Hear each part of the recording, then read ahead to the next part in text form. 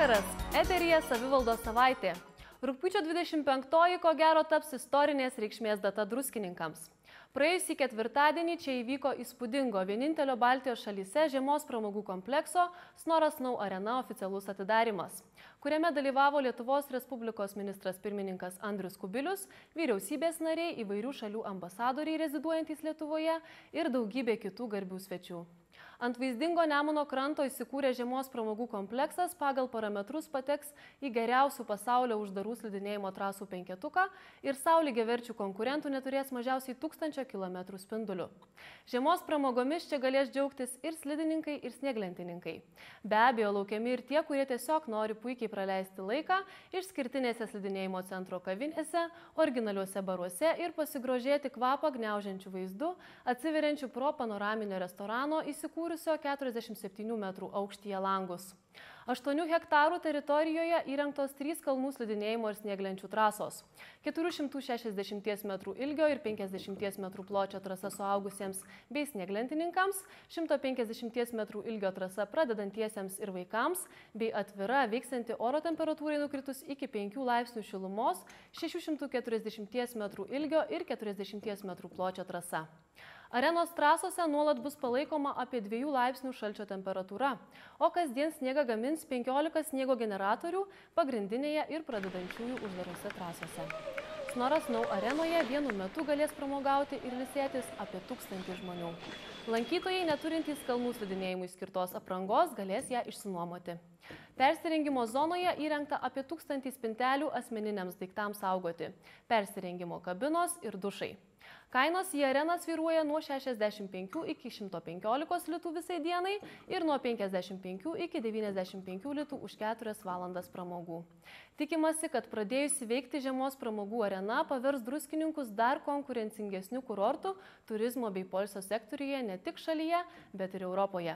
Per atidarimą kalbėjusi Valstybinio turizmo departamento direktorė Raimonda Balnienė paskelbė, kad pagal pirmojo pusmečio rezultatus druskininkus aplankė daugiau turistų negu Kauną ir Klaipėdą. Šiemet sausio-birželio mėnesiais druskininkų apgyvendinimo įstaigos priėmė 109 000 svečių, arba beveik 16% daugiau nei pernai tuo pat metu. Neabejojama, kad analogų regione neturintis žiemos pramogų kompleksas taps ne tik Lietuvos, bet ir viso Baltijos regiono slidinėjimo mėgėjų ir sportininkų profesionalų traukos centru. Per pirmąjį slidinėjimo komplekso darbo savaitgalį jau apsilankė beveik 3000 lankytojų. Skaičiuojama, kad per metus slidinėjimo kompleksas turėtų sulaukti apie 400 000 lankytojų. Pirmas dalykas, tai iš tikrųjų yra džiugu, kad mūsų bendra turizmo strategija iš tikrųjų Lietuvai būti patrauklia aktyviam sportui, aktyviam turizmui, kad jin yra sėkmingai gyvendinama savivaldybės iniciatyvos ir ūkio ministerijos dėka. Noriu priminti, kad šis projektas buvo palaimintas 9 metų gruodžio mėnesį. Vyriausybė skyrė 40 milijonų litų iš ES pinigų.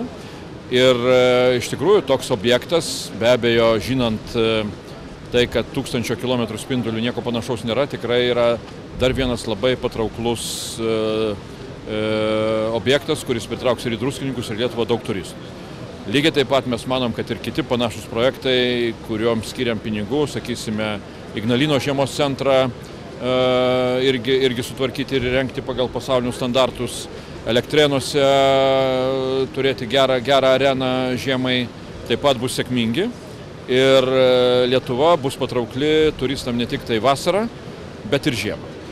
Mes žinome, kad jūs esate bent jau dviračių sporto labai aktyvus entuziastas. Ar esate taip pat ir žiemos pramogų mėgėjas ir galbūt pamatysime kada nors jūs besileidžiantį šioje trasoje? Kada nors taip, bet tikrai nesu didelis slalomo specialistas, nors šiaip žiemą labai mėgstu lygumų slides. Ir čia jau su meru pradėjom kalbėti, ar bus geros lygumų slidžių trasos.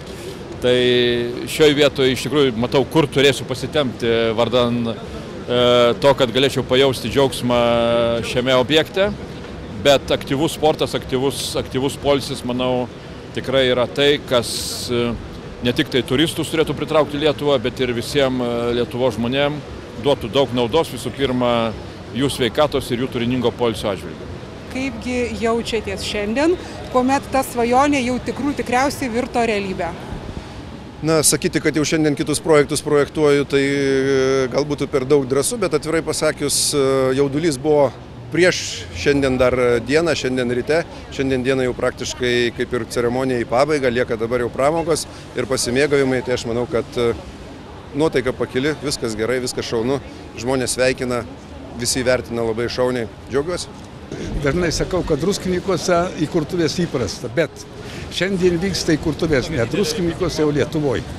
Tai, kas įvyko, aš priimčiau stebuklui, kadangi savom jėgom padarėm tai, kas yra pralenkę Europos standartus. Tai tikrai Lietuvoje daro garbę ir manau žmonėm, kurie dalyvavo šitam veiksme, taip pat didelė garbė yra faktiškai didvyriai.